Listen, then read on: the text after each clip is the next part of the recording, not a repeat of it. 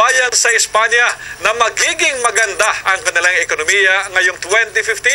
Mahigit 7 taon nang nasa krisis ang bansa. Marami po ang nawalan ng trabaho at mismo mga Espanyol nangingibang bayan na rin.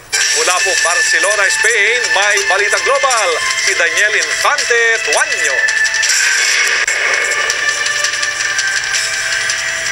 Bago bumagsak ang ekonomiya ng Espanya noong 2007, marami ang namimili ng manok at lutong pagkain kay Aling Tess Pascual.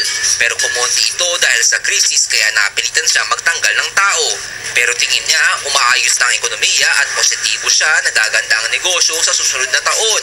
Nag-hope ako na talagang magbabago pa rin. Kasi lahat naman yan daraan at daraan.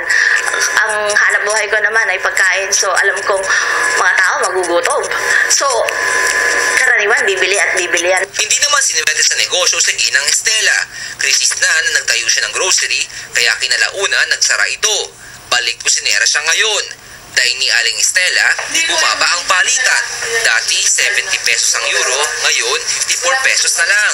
Hindi pa dumarating ang sweldo, naiuutang mo na.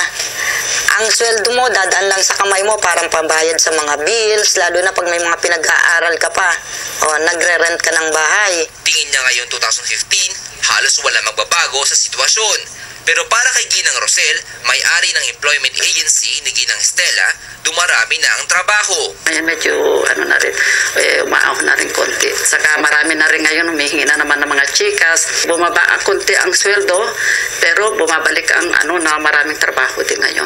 Bukod sa domestic work, karamihan ng mga Pinoy sa Barcelona ay nagtatrabaho sa restoran. Sa huling tala ng kagawaran ng empleyo ng Espanya, 4,512,216 ang walang trabaho.